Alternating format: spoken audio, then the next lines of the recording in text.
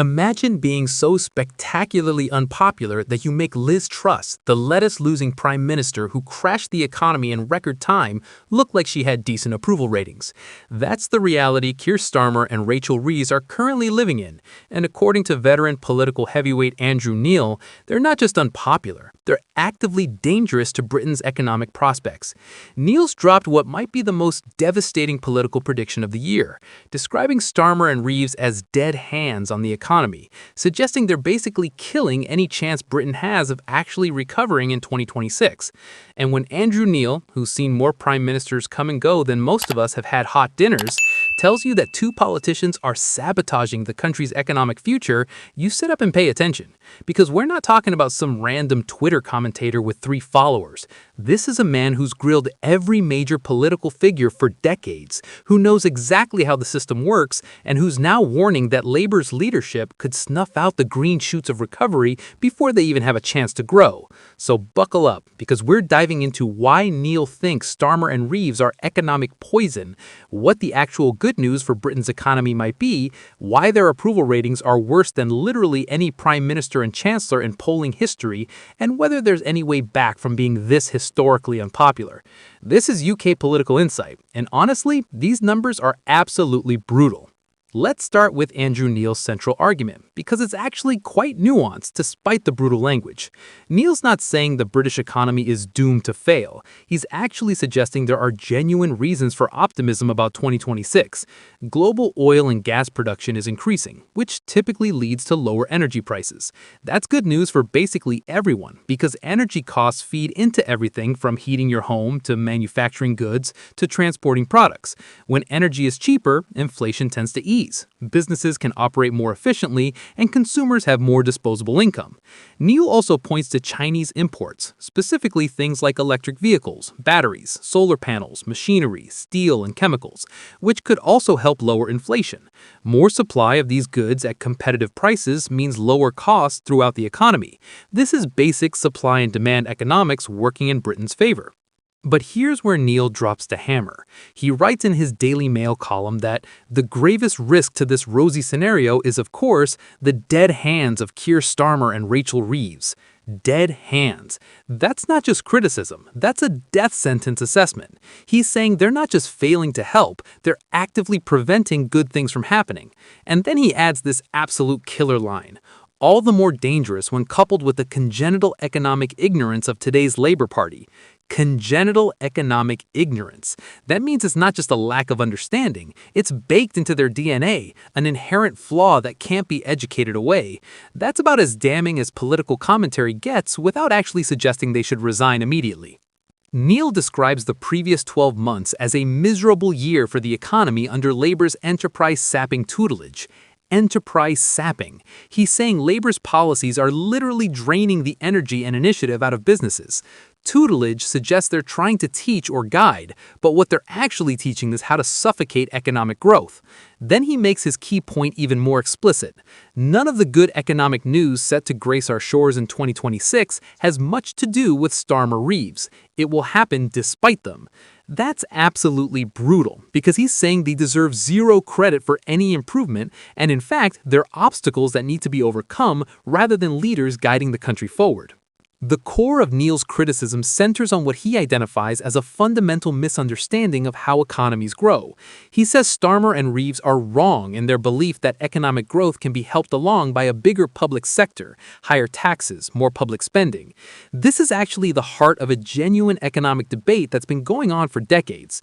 The left generally believes government investment can stimulate growth, that public spending creates demand which drives economic activity, and that a strong public sector provides essential services that enable private sector success.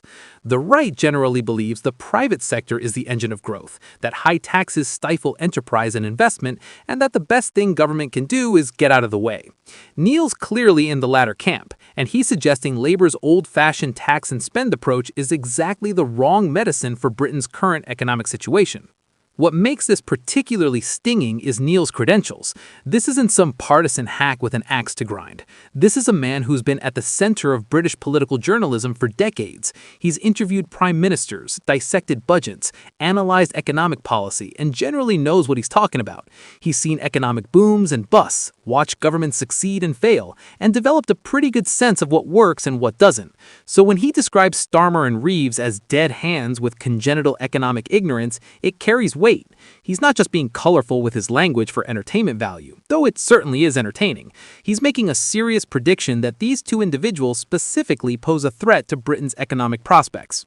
Now, let's talk about just how unpopular Starmer and Reeves actually are, because the numbers are genuinely historic. According to Ipsos polling from November, Starmer's net approval rating hit -66. Let that sink in for a moment. -66. That's not just unpopular, that's the worst figure recorded for any prime minister since Ipsos began measuring public attitudes in the 1970s. That's over 50 years of polling data, covering Margaret Thatcher, John Major, Tony Blair, Gordon Brown, David Cameron, Theresa May, Boris Johnson, Liz Truss, and Rishi Sunak. Every single one of them, at their very worst moments, was more popular than Starmer is right now. Tony Blair's post-Iraq war rating of -44, Starmer's worse. Boris Johnson's -46 during Partygate, Starmer's worse. Even Liz Truss, who crashed the economy so badly that her tenure is measured against the shelf life of lettuce, only hit -51. Starmer's managed to be 15 points more unpopular than the woman who destroyed her own premiership in record time. Rachel Reeves isn't doing any better. Her net approval rating in November was -60, which is a record low for a chancellor. She's even more unpopular than George Osborne was during the harshest years of austerity, when he was implementing spending cuts that affected millions of people. Think about that for a second. Osborne presided over years of controversial spending cuts to public services, welfare reforms that were deeply unpopular with huge segments of the population, and a generally harsh economic approach that many found cruel. And Reeves, in less than a year, has managed to become more despised than he ever was. That's actually quite an achievement in its own terrible way. Luke Trill from the organization More in Common provided some qualitative insight into these numbers that's somehow even more damaging than the raw data. He told the Financial Times there's a real dislike, even loathing of Starmer and Reeves. Loathing. That's a visceral, emotional word. It's not just disagreement or disappointment. People actively hate them. Trill continued, in focus groups, people say Starmer is a liar and only said what he thought he needed to say to get elected. That's a direct attack on his character and integrity. People aren't just saying his policies are wrong, they're saying he's fundamentally dishonest, that he deliberately deceived voters to gain power. And given what we've covered on this channel about the 52 broken tax promises, the business rates pledge that was abandoned, and all the other U-turns and reversals, it's hard to argue that assessment is unfair. Regarding Reeves, Trill said she's often deemed to be uncaring. People say she's targeting people who can't fight back. That's equally devastating because it suggests she's not just incompetent, but actively malicious, or at least callously indifferent to the suffering her policies cause. The perception is that she's going after vulnerable people, pensioners who lost winter fuel payments, small businesses struggling with tax increases, hospitality venues facing closure because of business rates changes. These are people without massive lobbying power or the ability to fight back effectively, and the public perception is that Reeves deliberately chose them as targets. Whether that's fair or not, perception matters in politics, and the perception is brutal. The article raises an interesting question about whether the problem is specifically Starmer and Reeves, or whether the public has simply become so disillusioned with politics generally that anyone in their position would face similar hostility. It's a fair question. The last few years have been objectively terrible for most people. Pandemic, lockdowns, economic chaos, cost of living crisis, political instability with multiple prime ministers in succession. People are tired, frustrated, and angry. Maybe any government would struggle with approval ratings right now. But here's the thing. Even accounting for general political disillusionment, these numbers are extraordinary. -66 for a prime minister and -60 for a chancellor aren't just bad, they're historically unprecedented. That suggests something beyond general anti-politics feeling. That suggests specific, targeted disapproval of these particular individuals. Andrew Neil's prediction that they could snuff out economic recovery gains extra weight when you consider these approval numbers alongside his economic analysis. If the public already loathes you and views you as liars who target vulnerable people, and then your policies actively work against economic recovery despite favorable global conditions, you're creating a perfect storm of political disaster. The economic ignorance Neil identifies becomes even more dangerous when the people suffering from it have absolutely no political capital left to spend. When your approval rating is minus 66, you can't ask the public for patience while your policies work through the system. Nobody trusts you enough to give you that time. The comparison to previous prime ministers and chancellors at their lowest points is particularly illuminating. Tony Blair at minus 44 was dealing with the Iraq War, arguably the biggest foreign policy disaster in recent British history.